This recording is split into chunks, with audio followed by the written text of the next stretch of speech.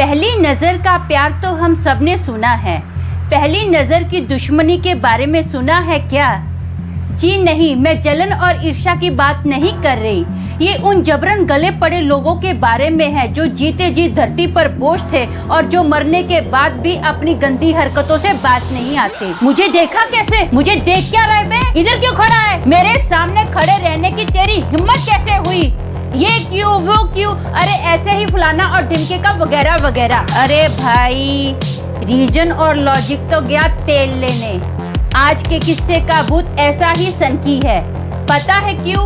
क्योंकि इसका जवाब तो उसके पास भी नहीं होगा। तो आइए इस भयानक घटना को सुनकर गीता और खुशी की यातना को महसूस करें। यकीन मानिए आपका दिल क्या उठेगा, उन्होंने ये सब कैसे झेला। हेलो दोस्तों, मेरा नाम अमन है। मैं आप सभी का मेरे YouTube चैनल कहानी रंगमंच में स्वागत करती हूँ। उम्मीद करती हूँ कि आप सभी अच्छे और स्वस्थ होंगे। इसी तरह की वीडियो देखने के लिए हमेशा मेरे साथ बने रहिए। तो चलिए शुरू करते हैं आज का भयानक किस्सा।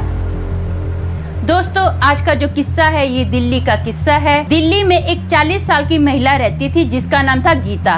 गीता अपनी बेटी के साथ रहती थी। उसकी बेटी का नाम खुशी था। खुशी ग्रेजुएट कर रही थी और जो गीता थी एक स्कूल में टीचर थी। गीता को ना डायबिटीज की प्रॉब्लम थी। गीता हर महीने अपना डायबिटीज चेक करवाने के लिए हॉस्पिटल में जाती है।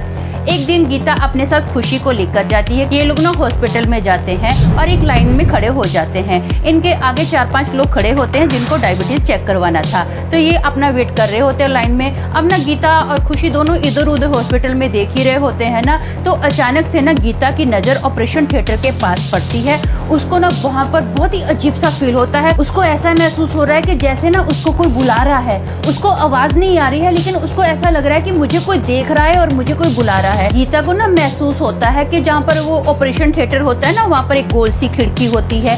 उसको ऐसा लगता है कि वहाँ पर ना उसको कोई ऐसे घूर घूर के देख रहा है। तो गीता ना एक नर्स को पूछती है कि वो ऑपरेशन थिएटर के अंदर कौन है। तो नर्स बोलती है, अरे ऑपरेशन थिएटर के अंदर कौन होगा, ऑपरेशन थिएटर तो बंद पड़ा है। जब ऑपरेशन किसी का रहता है तभी ऑपरेशन थिएटर खुलता है, वैसे ये ऑपरेशन थिएटर बंद है, वहाँ पर कोई भी नहीं है। अब ना गीता ये देखकर बहुत डर जाती है कि वहाँ पर कोई नहीं है, क्योंकि उसको तो वहाँ पर कोई दिख रहा है कि कोई सफ़ेद सा साया उसको कंटिन्यू देख रहा है और घूर रहा है। गीता नोट करती है उस ऑपरेशन थिएटर के ना बाहर ताला भी लगा हुआ है। अब वो खुशी का हाथ पकड़ती है और उसका हाथ जोर से दबाते हुए बोलती है, चल यहाँ से चलते हैं। तो खुशी बोलती है, अरे मम्मी रुको तो सही, अभी ब्लड टेस्ट कहाँ हुआ है। बोले नहीं नहीं चल चल चल यहाँ पे से चलते हैं। अब ये लोग ना अब हॉस्पिटल से बाहर आ जाते हैं। तो गीता अपनी पूरी बात खुशी को बताती है। तो खुशी बोलती है, अरे मम्मी आपने किसी का रिफ्लेक्शन देखा होगा। हाँ, वहाँ पर कांच ही कांच तो है, तो किसी का रिफ्लेक्शन पड़ा होगा, आपको ऐसा लगा होगा कि अंदर कोई है। अब ये लोग ना रिक्शा पकड़ते हैं और रिक्शा के अंदर बैठ रहे हैं। अब गीता ना रिक्शा के अंदर बैठती है और हॉस्पिटल की ओर देखती है। उसको ना गेट के पास नजर आता है कि वही सफेद साया उसको घूर घूर के देख रहा है। रिक्शा चलनी स्टार्ट हो जाती है। अब गीता बहुत टेंशन में होती है, उसको बहुत डर लगता है। वो ना अभी सोचती कि मैं क्या करूँ, इसको बताऊँ, ये तो मेरी बात पर भरोसा नहीं करती है खुशी, क्या करूँ। अब ना ये सोचते सोचते ये लोग घर आ जाते हैं। ये लोग जैसे घर के नीचे उतरते ना, रिक्शा वाले को अपना पैसा देते हैं और गीता देखती है कि सामने वाले के घर के पीछे से ना वही बुरी आत्मा इसको ऐसे करके झांक रही है। गीता बहुत डर जाती है। वो खुशी को बताती है कि वो देख वहाँ पर वही सेम साया था। तो खुशी देखती है उसको कोई नजर नहीं आता है। तो वो बोलती है, मम्मी आप ये सब बातें ना ज़्यादा सोचो मत, ये भूत प्रेत की जो बातें हैं ना आपके दिमाग में घर कर जाएंगी, ये फालतू चीज़ें मत सोचो। हाँ, अब ये बातें करते करते घर के अंदर आते हैं। घर के अंदर आकर ना इनको बहुत गंदी बास आती है। खुशी बोलती है, छी ऐसा लग रहा है जैसे कोई चूहा मर गया हो। तो गीता बोलती है, नहीं मुझे तो ऐसा लग रहा है कि जैसे कोई मांस जल गया हो, मांस सड़ रहा हो, जहाँ कोई टायर जल रहा है, ऐसी गंदी सी बास आ रही है। अब ये लोग क्या करते हैं, अपने घर की पूरी खिड़कियां खोल देते हैं और पूरा घर में छानते हैं, पूरा घर देखते हैं। इनको अपने घर में कुछ भी गला सड़ा नजर नहीं आता। ये लोग पूरे घर में रूम स्प्रे करते हैं, तब जाके थोड़ी सी बास कम होती है। रात का टाइम होता है, खुशी अपने रूम में सोने के लिए चली जाती है और जो गीता है ना अपने रूम में बैठकर लैपटॉप पर काम कर रही है। ये एक टेबल और चेयर पर बैठ के काम कर रही है। रात काफी हो जाती है, काम करते करते ना अचानक से गीता को नींद आ जाती है। वो अभी सो ही रही है, चेयर पर सो रही है, वो ऐसे टेबल पर सर रख के। तो उसको ना ऐसा लगता है कि जैसे किसी ने उसका हाथ ऐसे पकड़ लिया है। गीता की अचानक अचानक से आँख खुलती है और उसको नजर आता है कि जैसे कॉरिडोर में कोई खड़ा है। वो ध्यान से देखती है तो उसको वही सेम आत्मा खड़ी हुई नजर आती है जो उसने हॉस्पिटल में देखी थी। अब गीता जोर से चीखती है, फटाफट वो खुशी के रूम में जाती है। खुशी के रूम में जाके देखती है तो खुशी वहाँ पर होती ही नहीं है। वो बाथरूम चेक करती है, वहाँ पर भी खुशी नहीं है। वो खुशी को जोर जोर से आवाजें लगा रही है, पूरे घर में ढूंढती है, खुशी पूरे घर में नहीं है। वो फटाफट सीढ़ियों से नीचे उतर रही है और खुशी को आवाजें दे रही है। वो देखती है उसके जो जितने भी पड़ोसी है ना, सब पड़ोसियों का दरवाजा खुला है लेकिन उनके घर में कोई नहीं है। अब गीता वहां से ना बिल्डिंग से नीचे उतरती है और रोड की ओर भागती जा रही है। रोड के ऊपर कंटिन्यू भाग रही है, जोर जोर से चिल्ला रही है। उसके वो अपने पीछे देखती है ना तो उसके पीछे वही बुरी आत्मा लगी हुई है और वो जो बुरी आत्मा है ना अपने लंबे लंबे बड़े बड़े नुकीले नाखूनों से ना कंटिन्यू अभी गीता की पीठ के ऐसे पीछे ना वार कर रही है, पीठ के ऊपर वार करते जा रही है। गीता भागते जा रही है। अब ना उस आत्मा का हाथ गीता के हाथ में आ जाता है। वो गीता का हाथ पकड़ती है ना तो गीता बहुत डर जाती है। गीता अपनी आंखें बंद कर लेती है। गीता छुड़ाने की कोशिश कर रही है लेकिन वो जो आत्मा है ना जोर जोर से उसका हाथ अपनी ओर खींचती है। तो गीता ना बहुत मुश्किल से अपनी आंखें खोलती है क्योंकि वो उस बुरी आत्मा का चेहरा नहीं देखना चाहती थी। फिर भी गीता अपनी आंखें खोलती है। जैसे वो अपनी आंखें खोलती है ना तो देखती है कि उसका हाथ खुशी ने उसी जगह पर पकड़ा हुआ है जहां पर बुरी आत्मा ने उसका हाथ पकड़ा हुआ था। अब खुशी जोर जोर से उसका हाथ ऐसे खींच रही है। तो वो पूछती है, मम्मा मम्मा क्या हुआ, आप ठीक तो हो ना? तो गीता बोलती है, मुझे क्या हुआ, तू ही मेरा हाथ खींच रही है। तो बोलती है, अरे मैं तो किचन में पानी पीने गई थी, आपकी बहुत जोर जोर से आवाज़ें सुनी, आप पता नहीं नींद में क्या बोल रहे थे, मैं आपकी आवाज़ें सुन के आपके रूम में आई, आपको कब से उठा रही हूँ, आप पता नहीं क्या बोल रहे हो, क्या कर रहे हो। तो गीता बोलती है, मैंने एक बुरा सपना देखा था तो शायद उसके मारे ना मैं नींद में कुछ बोल रही होंगी।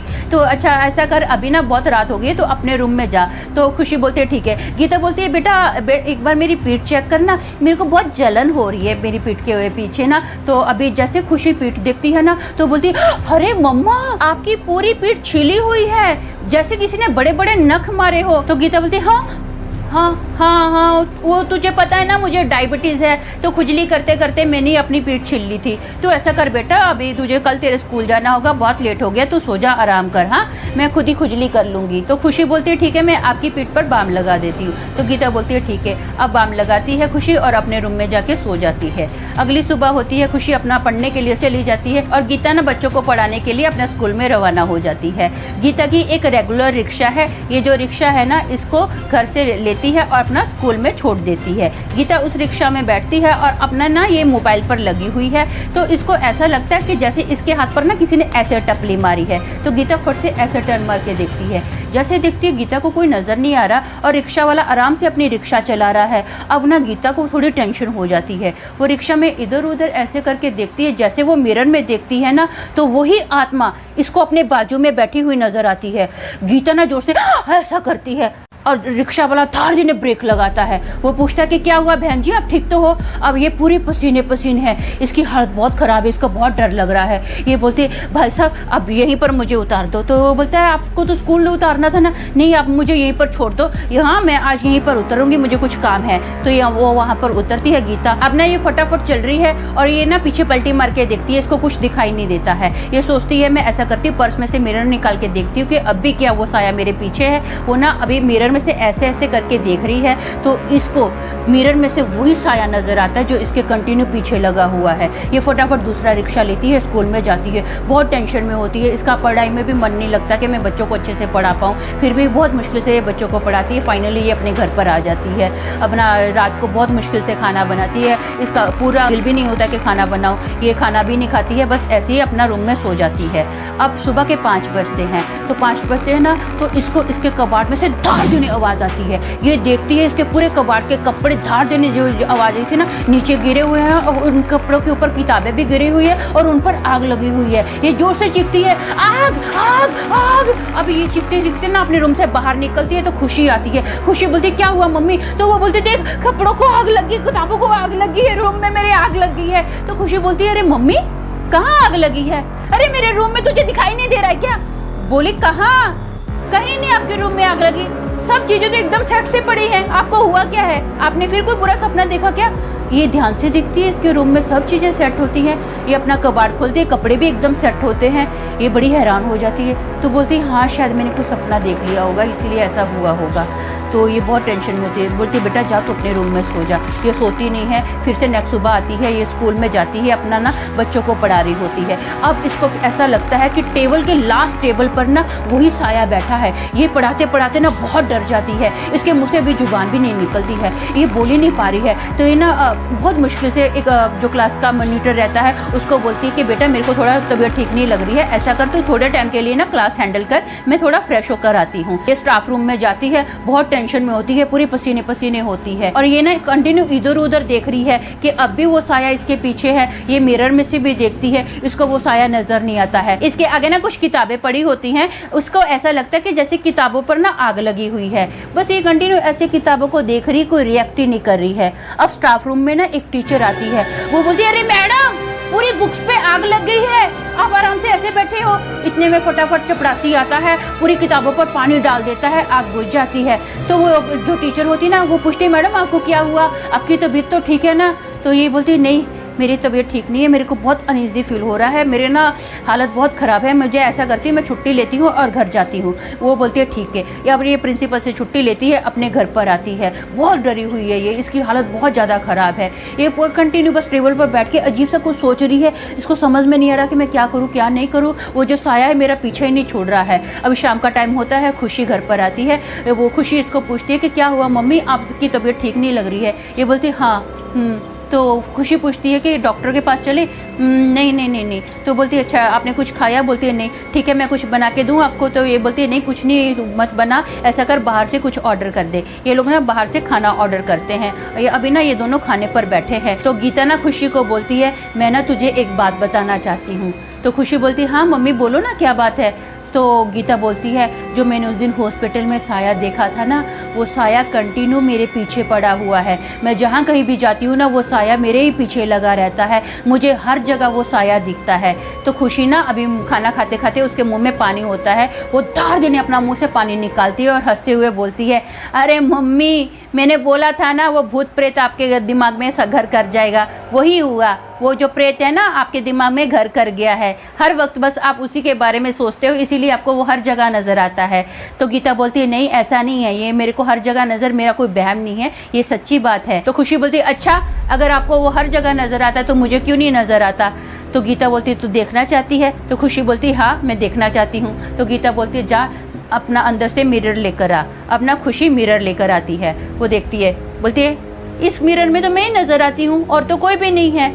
तो गीता बोलती है नहीं वो मिरर ना अपने दोनों के पास ला। अब ना वो खुशी मिरर पास में लाती है, उस मिरर से ना ये दोनों दिख रहे हैं और अचानक से खुशी को ना नजर आता कि उसकी मम्मी के पीछे एक डरावना सा साया है जिसकी आंखें बहुत ही भयानक है, जिससे उसके दांत है, खुखार दांत है, लंबे लंबे बाल है, उसकी पूरी जो स्किन है ना एकदम डेड स्किन है। ये देखकर खुशी बहुत डर जाती है, उसके हाथ से मिरर नीचे गिरता है और धार देने टूट जाता है और ना वो जो साया है खुशी को पैर से पकड़ता है, घसीटते हुए खुशी के रूम में लेकर जाता है। पीछे के पीछे ना गीता भी जाती है, चीखती चिल्लाती गीता जा रही है। अब वो देखती है कि जो खुशी है ना दीवार पर हवा में लटकी हुई है, एकदम स्टैचू बनी हुई है। अब गीता जोर जोर से चीख रही है। वो फटाफट ना अपने पड़ोसियों को मदद के लिए बुलाती है। उसके पड़ोसी आते हैं ना, उसके पड़ोसी देखकर बोलते हैं अरे बाप रे ये तो भूत प्रेत का मामला लगता है, जॉन अंकल को बुलाया जाए। तो ना फटाफट जॉन अंकल को आवाज देते हैं अंकल अंकल जल्दी आओ खुशी के घर पर आओ। अब जॉन अंकल आते हैं। जॉन अंकल आते हैं ना, उनके हाथों में ना एक पवित्र जल था, वो ना खुशी के ऊपर धार देने पवित्र जल फेंकते हैं। जैसे ही खुशी के ऊपर ना पवित्र जल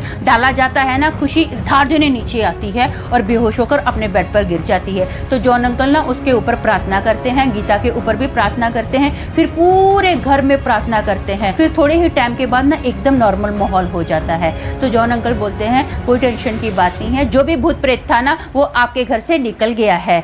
तो अभी गीता पूछती है आप क्या कोई पादरी हो। तो जॉन अंकल बोलते हैं नहीं मैं कोई पादरी नहीं हूँ, मेरे पास ये पवित्र जल था और मुझे बस प्रार्थना करना आता है, तो मैंने प्रार्थना कर दिया और पवित्र जल आपके घर पर और आपके ऊपर, आपकी बेटी के ऊपर छिड़क दिया है।